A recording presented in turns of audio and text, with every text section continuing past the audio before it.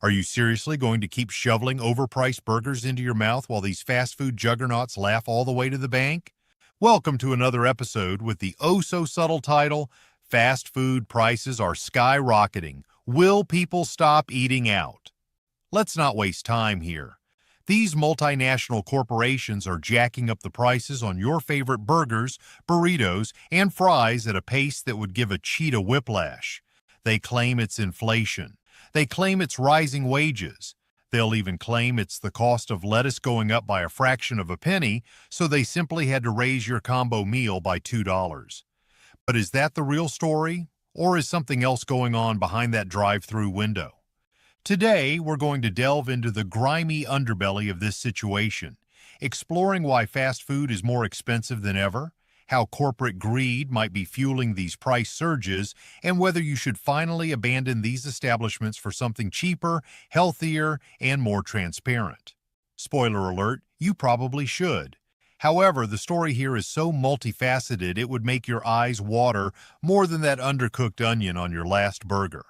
Now, before we plunge into the murky depths, let's clear up some terminology. There's a pejorative term used to refer to the practice of increasing the prices of goods, services, or commodities to a level much higher than is considered reasonable or fair by some. This commonly applies to the price increases of basic necessities after natural disasters. Usually, this event occurs after a demand or supply shock, like, say, a global pandemic.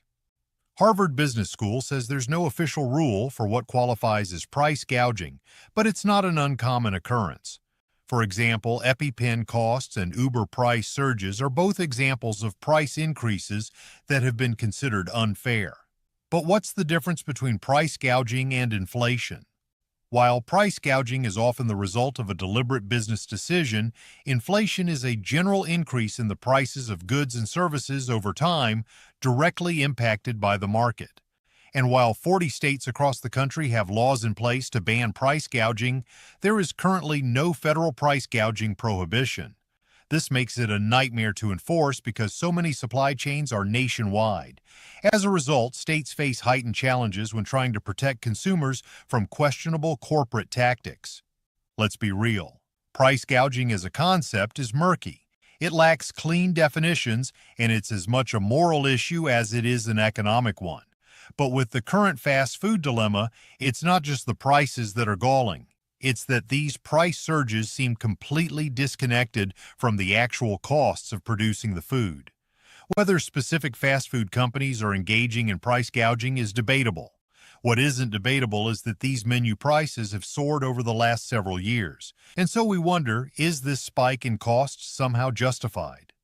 Finance Buzz released a jaw-dropping report on fast food prices over the last decade, naming McDonald's as the undisputed champion of price hikes. Their data suggests Mickey D's has doubled its prices, yes, 100% more expensive, between 2014 and 2024. If that doesn't sound shocking, consider this. A burger that used to cost you $2 might now cost $4. For families already watching their budgets, it's more than just an annoyance. It's a reason to start side-eyeing those golden arches. To understand how we got into this fiasco, a brief history lesson is in order. Fast food began with two fundamental promises: speed and affordability. It became a cornerstone of American culture, a quick stop for a cheap meal when you were on the go. Quality took a backseat to convenience and low prices, but that scenario has eroded. Fast food isn't that fast anymore, nor is it particularly cheap, and when we examine the transformations of the last 2 decades, skyrocketing real estate prices, mandated minimum wage increases, supply chain inefficiencies, it's not surprising that operational costs shot up.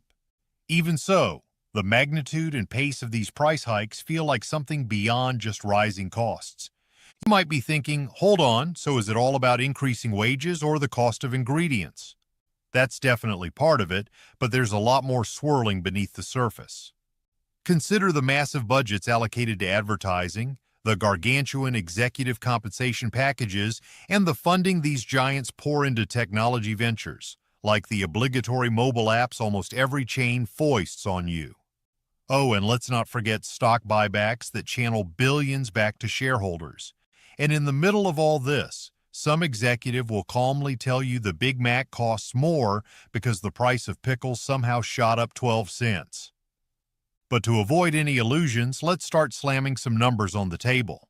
According to data from the Federal Reserve, food away from home, which includes fast food, increased by about 28.5% over the last 5 years. General inflation went up about 24% in that same window. So it's not just that we're in an inflationary environment. Fast food is outrunning inflation by a solid margin.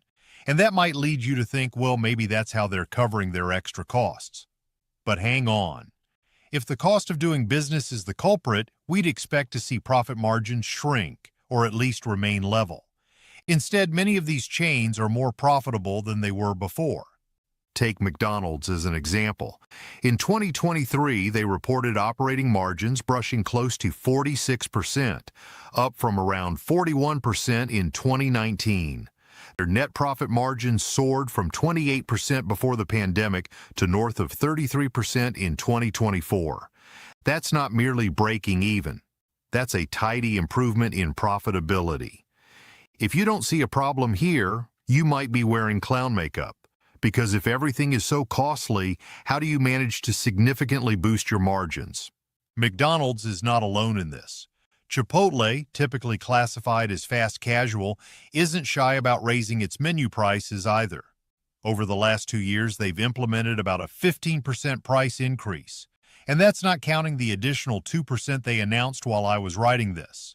That marks the 7th time they've raised prices since 2021.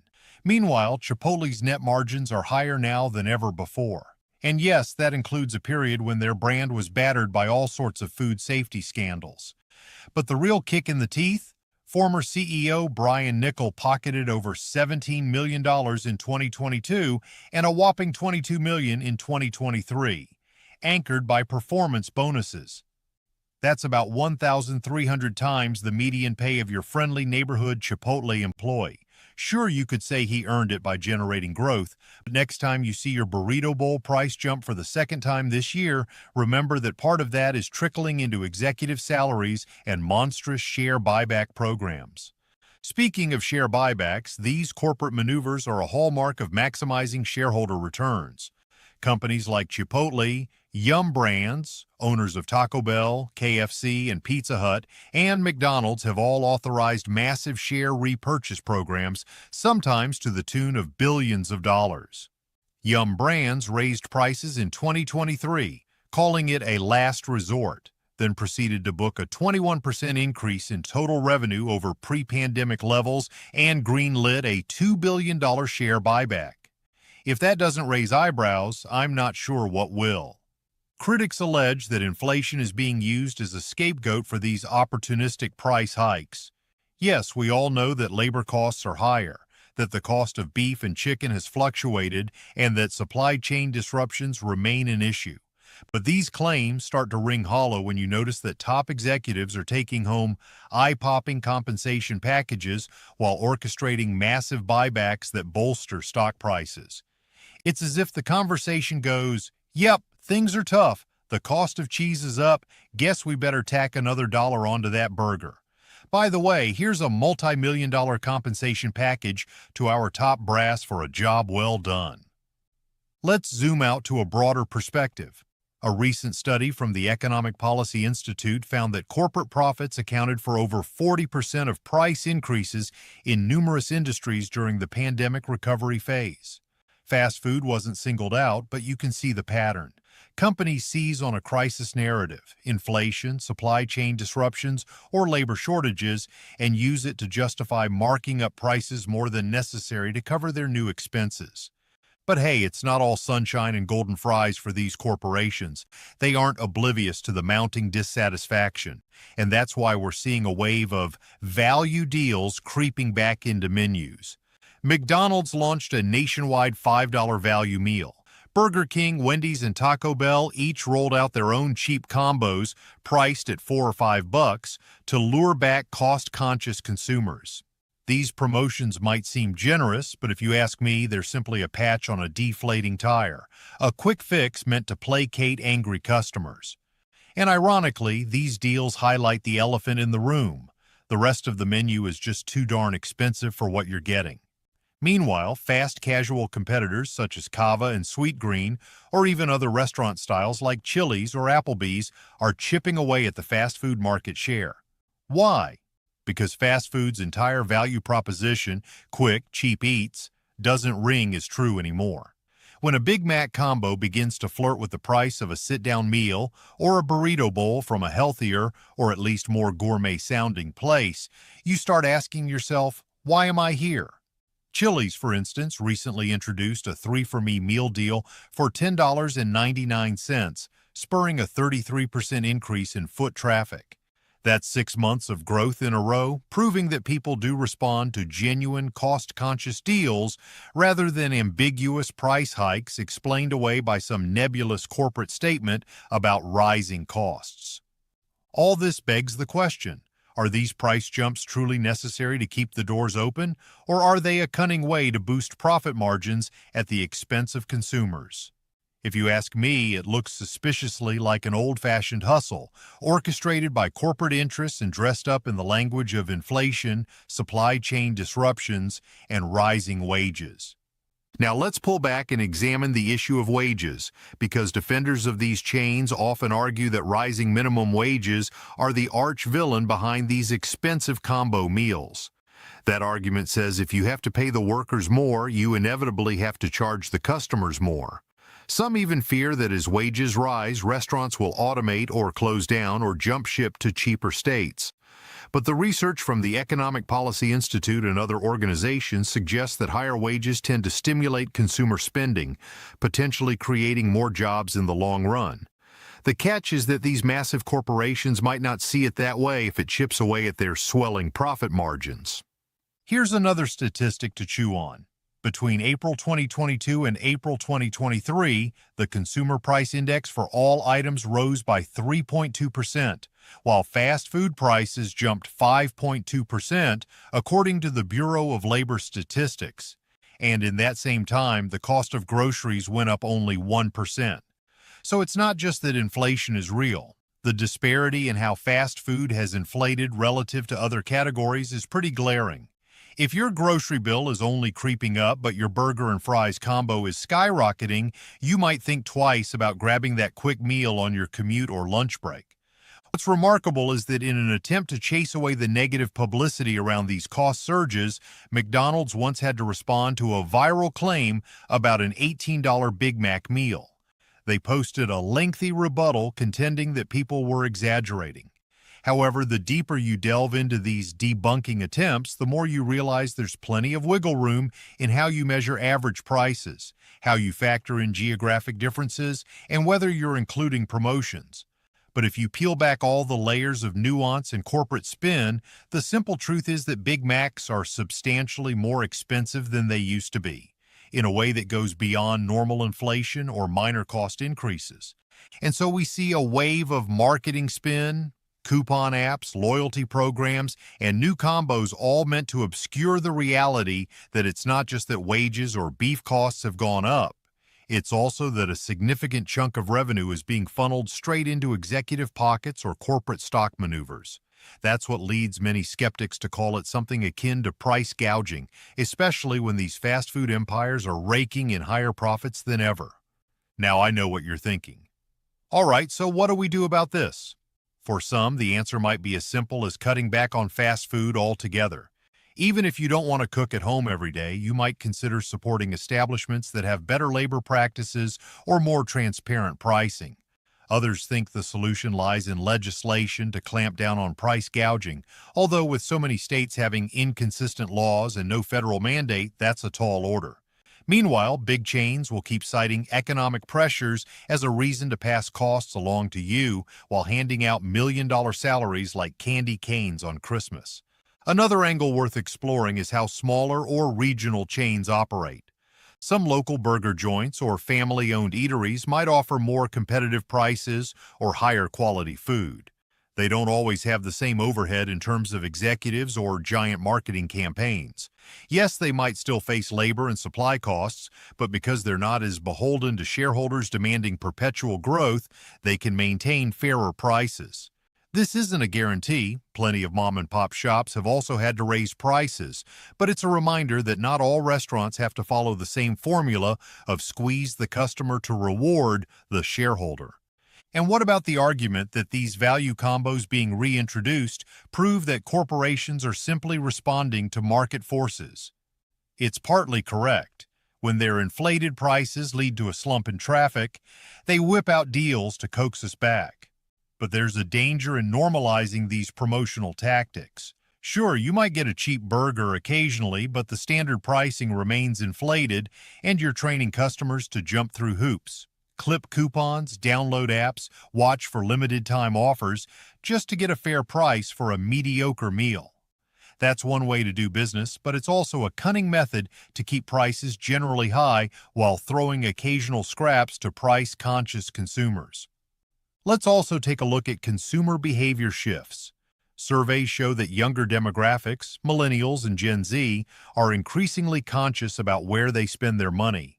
Whether that's due to health concerns, economic realities, or moral stances on corporate responsibility, it's cutting into the momentum of traditional fast food.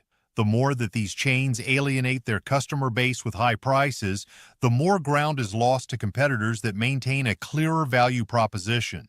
It's no secret that you can spend roughly the same amount of money at a casual dining spot or a fast casual chain, often getting better quality or at least a more pleasant dining environment. And that erosion of brand loyalty can be even more threatening to these giants than a fleeting wave of bad press. We also can't ignore the wider toll that rising fast food prices can take on society, especially when you factor in the healthcare costs associated with diets heavy in fast food. For decades, public health advocates have warned about the links between excessive fast food consumption and obesity, diabetes, and heart disease. These conditions don't just affect individuals, they create a ripple effect, burdening healthcare systems and driving up insurance premiums. When fast food is cheap, it's often the go-to meal for low-income families struggling to put food on the table, potentially exacerbating health disparities. But now, as these prices climb, we're seeing an odd paradox. Unhealthy food is becoming more expensive without necessarily improving nutritional quality.